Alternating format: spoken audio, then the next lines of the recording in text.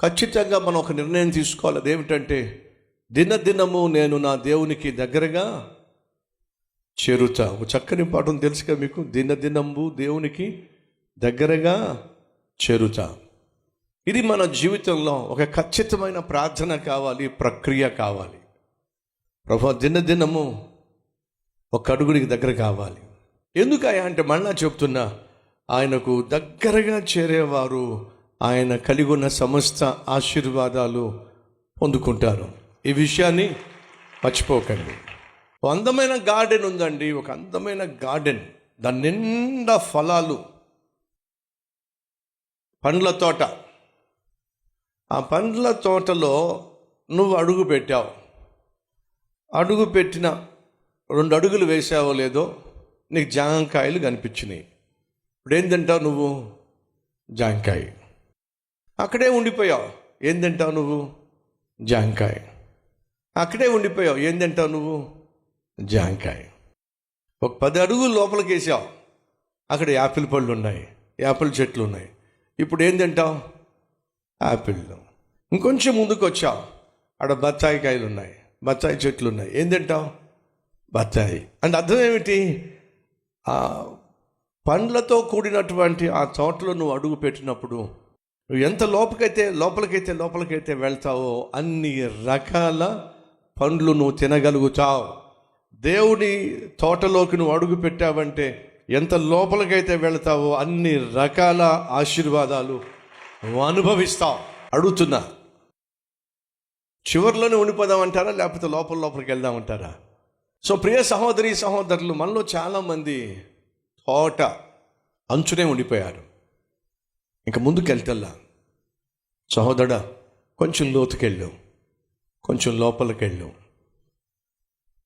యేసుక్రీస్తు తన శిష్యులను చూసి వాళ్ళు చేపలు దొరక్క వలలు కడుక్కుంటున్న సమయంలో వాళ్ళకు చేపలు కావాలి గనుక, సమృద్ధిగా చేపలు కావాలి గనుక వారిని చూసి ఒక మాట అన్నాడు, మీ పడవను లోతుకు నడిపించండి.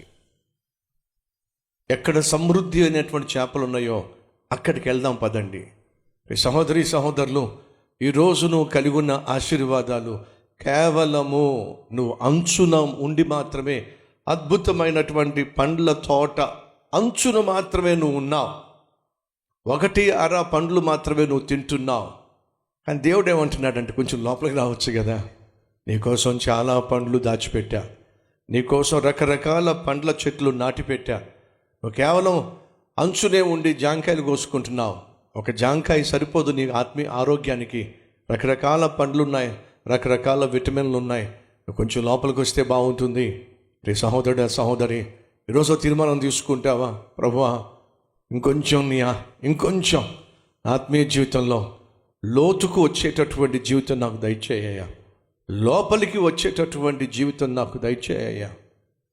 ఆకువాడక తన కాలమందు ఫలము ఇచ్చు చెట్టు వలె ఉండును. ఎప్పుడు అతడు నీటి కాలువ ఓరన నాటబడిన వాడై. నీటి కాలువ అంటే జలము. ఆధారం ఏమిటి? బ్రతుకుకు ఆధారం ఏమిటి? పండ్లు చెట్లు బ్రతకాలంటే ఆధారం నీళ్ళేగా. నువ్వు నేను బ్రతకాలంటే ఆధారం యేసయ్యేగా.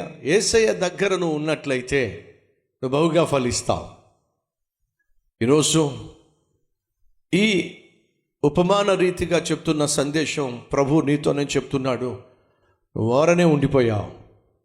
చాలా పండ్లు నువ్వు తినకుండానే, చాలా ఆశీర్వాదాలు నువ్వు పొందుకోకుండానే అలాగే మిగిలిపోతున్నాయి. లోపలికి రా, నేనున్న చోటికి రా. దేవుడు పిలుస్తున్నాడు, వస్తే బాగుంటుంది. మళ్ళా చెప్తున్నా, నువ్వు దేవునికి ఎంత దగ్గరగా వస్తే అంత ఎక్కువగా నువ్వు ఆశీర్వదించబడతావు, అనేక మందికి ఆశీర్వాదంగా మారతావు.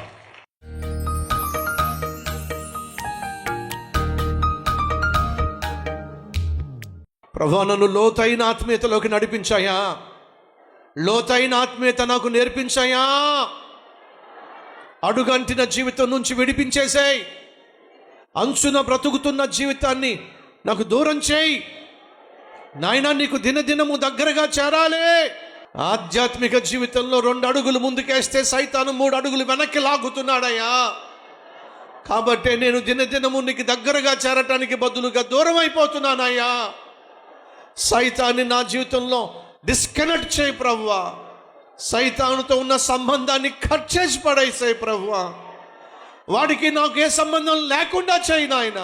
మరింతగా మేము నీ దగ్గరగా చేరి మరెన్నో ఆశీర్వాదాలు రాబోయే రోజుల్లో మేము అనుభవించులాగున నీ మహాకృప కనికరం చూపించమని, నీకోసమే మేము జీవించాలి, జీవించినంతకాలం నిన్నే మేము సేవించాలి.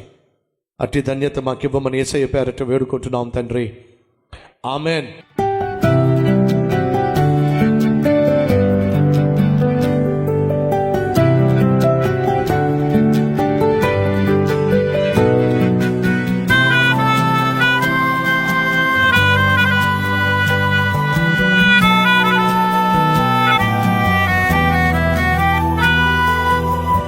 ఇది మొదలుకొని మీ జీవితంలో దేవుణ్ణి చూపించే అద్భుతమైన ఆత్మీయులుగా వర్ధిల్లాలని మనసారా ఆశిస్తున్నాను.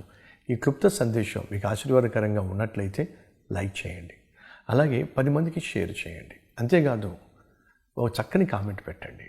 అది నేను చదువుతాను, దేవుని మహిమపరుస్తాను. మళ్ళా కలుసుకుందాం. అంతవరకు సెలవు.